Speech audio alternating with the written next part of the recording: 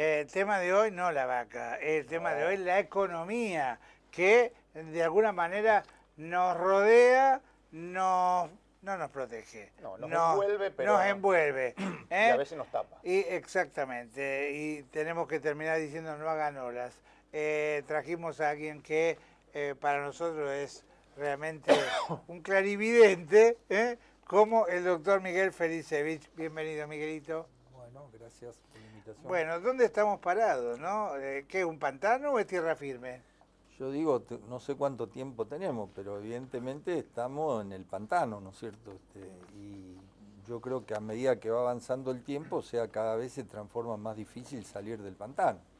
Creo que en estos días, incluso en tu programa, he escuchado a algunos colegas que han explicado, o sea, las distintas cuestiones que hay y por qué se producen estos temas, la soja que está avanzando más lentamente, el problema de Brasil, digamos, toda una serie de inconvenientes. Pero yo creo que hemos llegado a un momento donde podemos apreciar que todas las variables están desequilibradas, o sea, están fuera de control. Y ahí se decía siempre dónde está el piloto. Acá dicen algunos que el último piloto fue Labaña. Yo estoy convencido de que eso es así. Y realmente pareciera que esta gente no tiene la solución. La producción, si me puede alcanzar un vaso de agua. Lo que te digo que cuando se fue la baña, también creo que ayudó un poco la muñeca de Néstor, que si bien dicen que se manejaba con la libreta de almacenero, manejaba la suma, la resta, la división y la multiplicación. Cosa que ahora, a juzgar por los resultados, me parece que ahora sí, el piloto, como decís vos, ¿dónde está el piloto, no? Él tenía mucho cuidado y trataba de tener el superávit siempre y manejarse siempre con la caja y mirar el tema del dólar. Entonces, el problema es que durante ese tiempo, o sea, a partir de la salida de la baña, es como que entró todo en piloto automático, digamos. O sea, las medidas de las cuales se toman son medidas de presión para que no se haga una cosa o no se haga otra, o sea, que el dólar se mantenga en un precio, ¿Se que puede vivir de esa congele el manera? precio, evidentemente no. Y yo digo de que todo, porque fíjense en que la presión tributaria es la más alta de la historia y sin embargo no alcanza. Yo, Bueno, de ahí es que se haga una moratoria, correcto, porque hay cuánta gente que dice o pago los impuestos, las cargas impositivas o pago los sueldos. así es. Vos lo decías hace un rato, ¿no? Este es el dilema. Pero si ustedes se acuerdan, cuando nuestra presidenta estuvo en Estados Unidos, ¿qué dijo? En el Nasdaq. Se dijo que la facilidad de Estados Unidos era la posibilidad de emitir dólares. Sí, sí. Entonces, ¿por qué esto ha podido seguir adelante y estamos en un periodo como el de la convertibilidad, del cual se podía haber salido bien y después se terminó saliendo muy mal? Porque, en definitiva, la convertibilidad había dado una serie de beneficios y eso le sirvió al ilustre expresidente para ganar su reelección, inclusive No lo nombrás, a De la Rúa, Es a De la Carlos Rúa, Menem, digo yo por la duda. a De No la, está muy inmunizado. a De la Rúa para ganar la elección y el primer periodo, ¿no es cierto? Entonces, después cuando se salió, evidentemente todo explotó. Esto es lo que está pasando en este momento y en Parangón, allá se emiten dólares, acá le damos a la maquinita. Entonces, el emitir en esta cantidad produce inflación.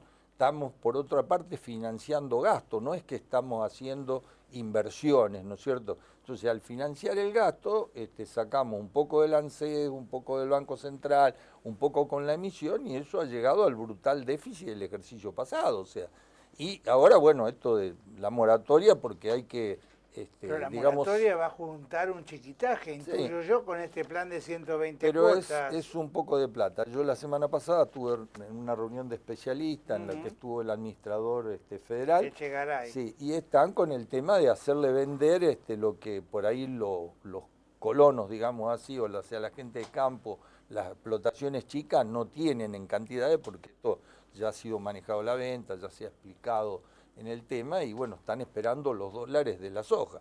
Hoy creo que el presidente de la Federación Agraria, ustedes saben que la retención es famosa, en otros países no existen, incluso se fomenta para que se siembre y se pueda exportar. Él estaba pidiendo la derogación de la retención, un imposible, ¿no es cierto?, evidentemente para Argentina, ¿no? Si tuviéramos que hacer un parangón entre este momento crítico, ¿a qué momento nos llevaría esta situación actual? Teniendo en cuenta la coyuntura, ¿no?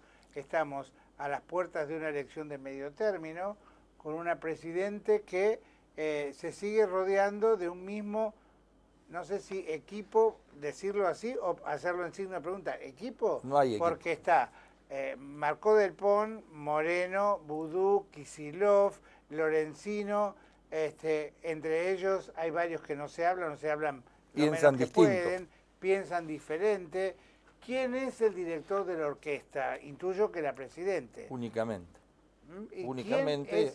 Y algún ideólogo que no es economista, que es el que da el sostén. Del chino Zanini. Posiblemente. Pasa, sos parte del programa y linda. No me quiero cruzar. Ahora también quería preguntarle a Miguel, porque esta mañana, después del anuncio de Echegaray con la moratoria y demás, algunos especialistas dicen, ahora la moratoria y en mayo se viene un blanqueo. ¿A qué se refieren cuando hablan de blanqueo, Miguel? Bueno, este gobierno ya dio un blanqueo, ¿no es cierto? El blanqueo pasado. Fue un jubileo. Un jubileo, ¿no es cierto? La nata será un homenaje al Papa por lo del traje se refería jocosamente, dice, bueno, ayer fue el día del P. Del boludo. Sí, el hijo del P, ¿no es cierto? Pero de todas maneras dice, porque el que paga el impuesto, en definitiva, ahora le dan todo esto. Es muy posible. Obviamente, acá hay crecimientos patrimoniales importantes y, bueno, cada tanto se necesita poner en caja la situación o verlos.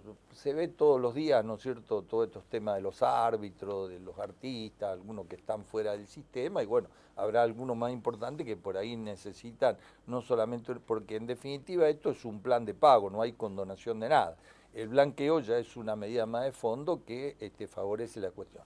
El blanqueo no lo había escuchado. Charlie, ¿sí? Es posible, siempre se está diciendo, es posible también antes de las elecciones, pero Charlie me preguntaba, digamos, con qué el parangón de esta situación con otra situación que hemos vivido. Yo creo que esta es distinta porque, por ejemplo, si vamos a la situación del 2001, nosotros estábamos en poder de los acreedores internacionales y el endeudamiento era en dólares. Sí. Ahora debemos más o menos lo mismo, pero debemos en el mercado interno y lo estamos manejando nosotros, excepto el tema fondos buitre y el fondo, el Club de París, ¿no es cierto? Sí. Ustedes se acuerdan que anunciamos con bombo y platillo que Sí, pagábamos un viernes a la tarde. Sí, después no pagamos. Pero Kruger, que era la vicepresidenta del Fondo Monetario Internacional, quería hacer una especie de quiebra o convocatoria con el país y liquidar, que era cuando el Banco Nación tenía las hipotecas de los campos y toda una serie de cosas. Esa situación ha desaparecido. Por eso yo digo que esto en situaciones normales no se podría mantener. Esto se mantiene porque el dueño de la máquina, además ustedes fíjense, en cada vez que el presidente Obama necesita una ampliación del presupuesto, del gasto, hay toda una discusión entre el Partido Republicano y los demócratas. No, nosotros fuimos testigos casi presenciales de cómo estaban reunidos y matándose en el Congreso. Y es, para llegar a los acuerdos es complicado. Yo siempre acuñé una frase hace muchos años que decía construir a partir de los disensos. Realmente acá esto no se hace, acá se hace manus militares, no hay oposición, no hay control. Fíjense en ustedes el otro día lo que pasó en el primer programa de Majul, presentaba el tema de los trenes y dice, estamos al borde de otra tragedia, es porque Dios no quiere y Dios no quiera de que pase, pero digamos, es que no se ha arreglado nada, sigue todo atado con alambre. Entonces yo creo que esta es una crisis estructural. En un momento determinado se decía que Rusia se dio cuenta en un momento de que había llegado a la Luna y no tenía caminos para transportar la cosecha. Nosotros no tenemos camino para transportar la cosecha. Acá se nos avecina una situación delicada. Nosotros vamos a estar viendo todos los camiones. Todas esas obras que se prometieron o que alguna vez estuvieron en mente de alguno, no están. A la provincia no le permiten ni endeudarse para un crédito, ahora hay un problema. Entonces estamos enfrentados, todo contra todo. El Papa lo llama el jefe de gobierno de la ciudad de Buenos Aires porque advierten que no había sido invitado en la comitiva oficial para ir. de cuya ciudad había sido nada menos que El Papa, el el arzobispo de la ciudad. Claro. Digo, qué difícil que es tipificar esta situación, Miguel, porque los que de alguna manera tenemos bastante tiempo sobre las espaldas, hemos visto montones de cosas, pero situaciones así gratuitas como la que estamos viviendo, a uno le cuesta metabolizar, ¿no? Porque me parece que esto pasa por lo volitivo, por la voluntad. Sí. La Presidente, yo le creí, porque yo quiero ser crédulo, en que realmente se había conmovido y había internalizado lo que el Papa habló en su primera homilía, de la humildad, del diálogo, el consenso. Y el otro día habló de amor, ella, el viernes, en el acto que presidió en la Mansión Seré con respecto al Día de los Derechos Humanos. Pero me parece que eso no pasa nada más que de ser un enunciado de la boca para afuera y no lo internaliza, porque cuando habla de diálogo, incluso a nivel internacional con Inglaterra, con Dilma Rousseff y demás, pero en el fuero interno esto no se da, no se reúne con nadie. Además, creo que acá se aplica muy bien aquella frase de Einstein que decía que es inútil hacer siempre lo mismo y esperar resultados diferentes. O sea, acá no se está haciendo nada distinto. El otro día cuando se reunió la presidenta, después de que vino del tema del Papa, con estos especialistas que vos dijiste que están en las distintas áreas, uno esperaba alguna medida, no solamente un telefonazo para decirle a alguien que venda el dólar a tanto, a cuánto, qué tiene que hacer o que vamos a cancelar. Bueno, menos mal que fue un telefonazo y no fue echarle la culpa a que se estaba armando un golpe financiero, como intentaron hacerlo participar a Isca Zuriaga, que es el jefe de la CIDE, ¿no? Pero no olvidemos que se está prometiendo aplicar la ley contra los antiterroristas, o sea que lo desmintieron rápidamente. Sí, pero no estamos tan lejos del tema. Entonces, ¿qué pasa? Yo creo de que estamos ante una situación sin control que el gobierno va a tratar de todas maneras de llevarlo sin que friccione o vaya chocando tanto, por lo menos hasta las elecciones, porque evidentemente el objetivo es de ellos. Yo recién hablaba con el amigo Fechenban afuera, estábamos hablando, decía, bueno, se quiere la reelección. El otro día alguien de la oposición enumeró, decía, bueno, ¿qué es todo lo que no anda? Y enumeró un montón de cosas, porque es difícil encontrar algo que uno diga anda bien. Entonces dice, bueno, a pesar de todo esto, quieren otro periodo, ¿no es cierto?, con los problemas. Bueno, pero hay que ver si no es para protegerse. Bueno. Lo que pasa es que hay que poner... No, está bien, pero quiero decir que... Hay que ver quién lo pide. Está bien, pero digo, en definitiva, cuando hay mucha gente que sabe muy bien que si acá hay una rotación democrática, habrá mucha gente que tendrá que dar explicaciones. Eso es cierto, pero digo que cuando uno dice, yo quiero seguir un periodo más, teóricamente uno enumera los logros, digamos, por un lado, y dice, bueno, estas cosas están funcionando. Evidentemente, estamos con problemas estructurales serios, y no se lo está abordando. Uno de los problemas más graves es que la inversión, fundamentalmente en los extranjeros, para venir a traer un peso acá... ¿Cómo se hace? Porque eso pasa por un tema que está muy lejos de la voluntad de la Presidenta y de todo un gabinete. Digo, ¿cómo se hace para reconstituir la confianza de un país que, de alguna manera, terminó como terminó con los españoles, con aerolíneas o con YPF, más allá de si estaban en razón o no de la expropiación, pero digo, no se hizo bien. Ahora con Vale, que se va porque la seguridad jurídica no es la mejor, digo, ¿cómo se hace para que las inversiones que hoy vemos que se van, por ejemplo, a Perú, se van a Brasil, a Chile, a Uruguay, y no vienen acá, vuelvan? En realidad es muy difícil porque cuando el viceministro de Economía tuvo aquellas peleas con Techín en su origen, Kicillof, él decía de que qué era eso de la seguridad jurídica, ¿no es cierto? Que es lo que en el mundo de alguna manera se exige, porque acabo de decir temas jurídicos, pero hay temas económicos, o sea, el problema es que si yo traigo la inversión y después no me puedo llevar los dividendos, evidentemente el negocio hay que mostrarle la zanahoria para que vengan. A esos países que vos decís que la inversión viene porque le dan condiciones para el que viene a invertir le sirva el negocio. Brasil está preocupado por la cantidad de dólares que le entran. Bueno, pero ustedes fíjense, algunas pequeñas diferencias con Brasil. Cuando allá algún ministro declarado corrupto, inmediatamente separado del cargo. Ahora se han bajado algunos impuestos. En fin, están tomando medidas acorde a la situación. Protectivas. Claro, y cuando sube un punto la inflación, enseguida toman medidas, digamos, para que el mal ese no crezca. ¿De cuánto será la inflación en Brasil hoy? 5%, sí, creo 6%. Porque estaban por llegar al 5%, sí, se encendió la luz. Pero están en un dígito.